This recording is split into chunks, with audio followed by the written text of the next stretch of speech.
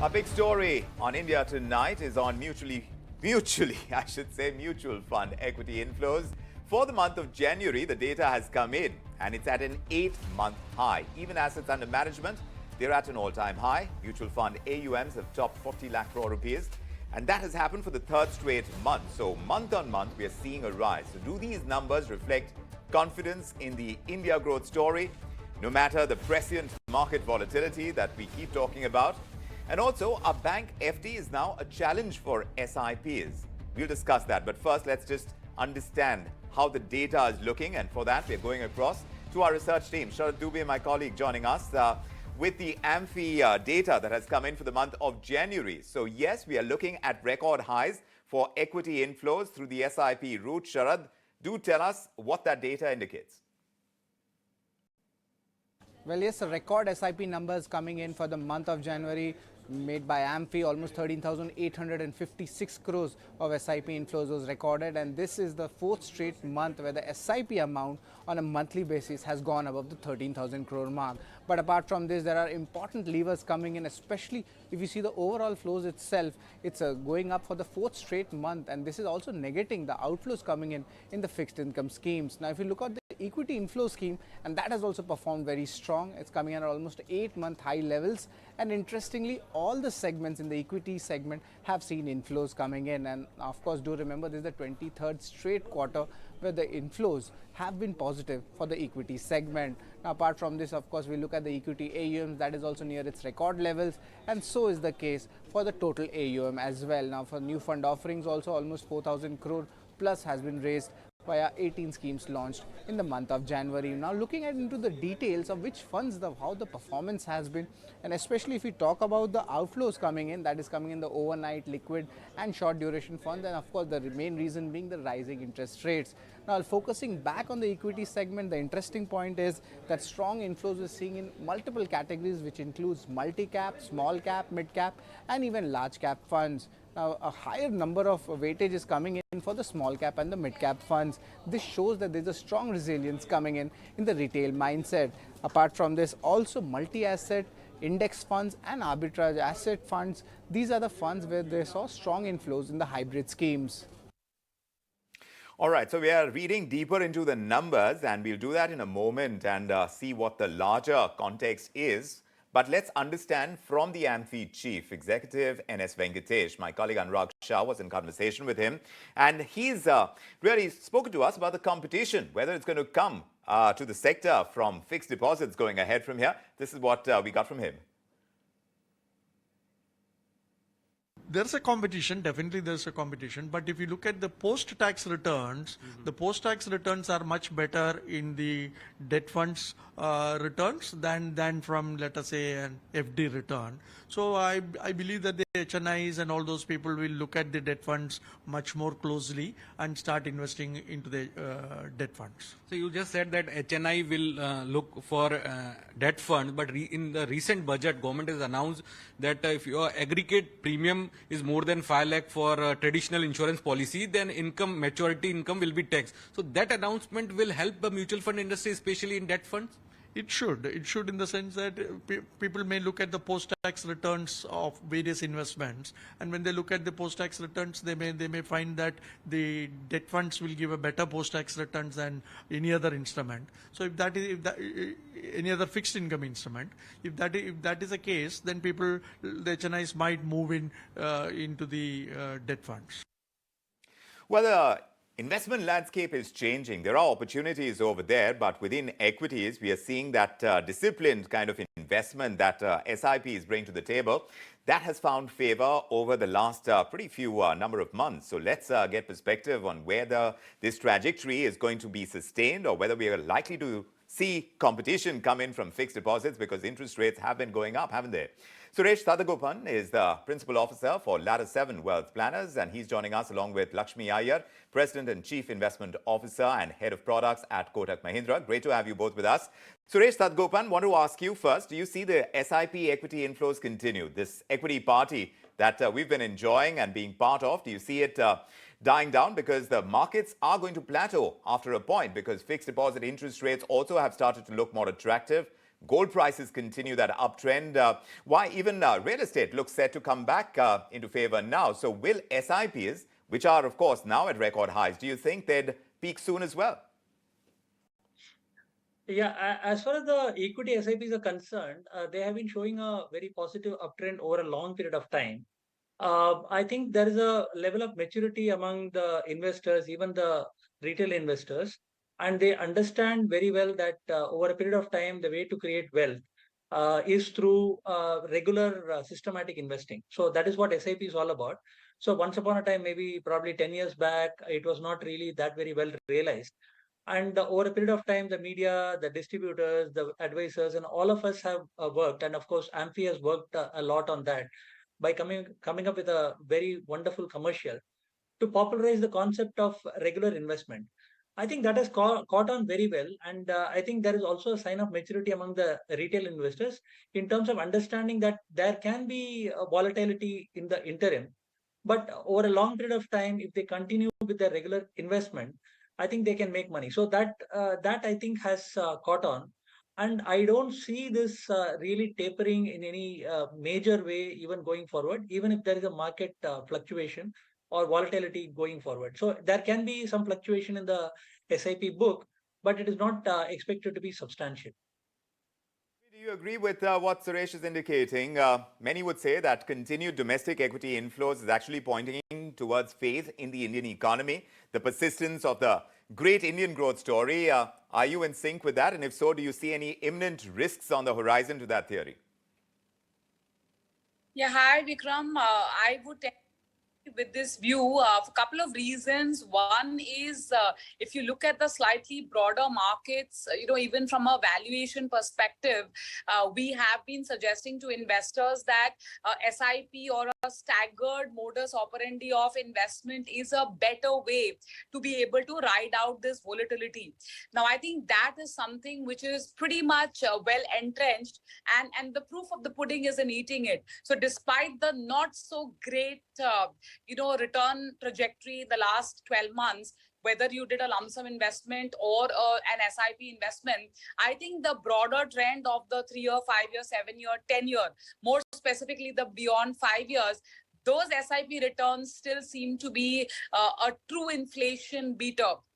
And given the fact that even for next year, the inflation is going to be in the vicinity of 5.5%, clearly there is no alternative to equity investments. So yes, I do agree. In patches, you will see, the pole position being taken by one or the other category. And as you rightly alluded to, FDs could be a small, I would say, stroke a little bit of money to shake out because that's obviously more assured kind of returns. But nothing really to derail the significant broader narrative of a wealth creation journey. How much of a role do you think, Suresh, that taxation is going to play? Looking at the future now, looking at the government's move towards the new tax regime and trying to push it towards that. From that perspective as well, also if you look at the latest data, I see small cap funds drawing higher investments. The large cap funds have seen the least investment. So there is a word out there about risk appetite among the average investor, and how much of a concern is taxation in that case? So as far as the equity oriented funds are concerned, the taxation after a 12-month investment period is going to be 10% after the first 1 lakh of capital gains. So that situation is not really going to change with the old regime or the new regime. See, I agree with Lakshmi. What she said is, see, basically this is the one of the golden opportunities available in the hands of the retail investor to have an inflation beating return. So there is no alternative to this. And if you look at the consistency and the price discovery of equity oriented funds or equities in general, I think this is the most credible option available to the retail investor, which is liquid at the same time. So I think this is not going to taper off, even if you look at it from the post-tax return perspective. I think the post-tax, the taxation regime in the case of equity continues to be very moderate, and investors will continue to flock to this as compared to most other investment options. Lakshmi, do tell us from your experience, what's the profile of investors who would pick up the SIP route investments over the others in the investment fray right now? The investors perhaps who prioritize, let's say, equity investments and other avenues. Who exactly are they, and has that profile of investors changed pre and post pandemic? Do you believe that COVID has helped us mature as investors? So two parts to that. One is definitely the existing investors, including people like me, for example, who don't really have too much of time from the professional, day-to-day work to be able to take care of that. For them, those kind of investors, SIP has been a time-tested tonic, to be able to ride the entire market volatility and the overall price point journey. So that's definitely those set of investors continue irrespective of the ups and downs. COVID has acted as a very strong catalyst for the new to the investment world investors also to get initiated into this asset class called equities and through the SIP route. And I must also add that the discipline of investment in the millennial fraternity, or I would say not the Gen Z, but the Gen X, that kind of fraternity also is rising. So you are seeing young aspiring investors take to this journey who may have initiated themselves into the employment circuit, also trying to save bit by bit. I must also hasten to add here that with the advent of reducing the SIP size from an industry standpoint through these various portals, online portals available, you are seeing a nice breadth of this entire journey happening, which is why even the SIP average sums are going up. And even more beautiful is that the average tenors or the longevity of money staying in the markets are also going up. So I think these are very interesting and very positive trends, which give us confidence that despite some bit of teething trouble, I think the journey is only set to be on the uptick. Since you dabble so much in debt instruments, Lakshmi, between debt and equity, what are the factors you think that are going to help investors decide the quantum of the outlay within their portfolios in the near future, now as we reach these peak levels on the interest rate cycle? So clearly, if you're looking at either or on a risk reward basis on a next 12 months, so it's a time horizon which really matters. If you're looking at an immediate next 12 months, clearly risk reward is favoring a more staggered deployment to equities and probably a lump sum investment to fixed income on the premise that we are almost at the peak of interest rates, and the carry or the portfolio yields can act much in your favor now, and with the possibility of a potential rear-ended capital gains. But as I said, on a long-drawn basis, the focus clearly and solely has to be basis your risk appetite. What is your overall asset allocation? And are we parking these monies for 1 year or on a milestone link for the next 5, 10, 15 years? And I think that is where the narrative changes quite decisively in favor of equities, especially if you're talking about a longer term wealth creation journey. So I think you have to keep in mind that there is no one size fits all. One needs to be very balanced and, as I said, not lose focus on your risk appetite and your broader asset allocation. But near term, I think over the next 12 months, the chances of risk-adjusted returns in fixed income clearly seems to be a tad higher right now. I'm sure Suresh is going to agree with that you need to be very goal-oriented, very goal-specific when you're deciding the nature and scope of your investment outlay. But Suresh, also, from what we've heard in the economic survey, from what we've read over there, the union budget, what the finance minister has said, what are the largest takeaways that would convince you and investors in general about sustained, even higher growth in equity inflows? What have those specific points been for you? So one of the very important things as far as the budget is concerned is that it has given focus on capital expenditure and investments in the economy as such. So a lot of people were slightly disappointed with, that there are not specific instances of maybe tax cuts and things like that. But the more important thing is, as compared to most other economies globally, India seems to be an outlier. I mean, I think that many economists have actually made a point of that. So, and that seems to be the case. I mean, so it's possible that we are going to probably do something like 6.5% or thereabout. So that is the kind of consensus that I'm hearing.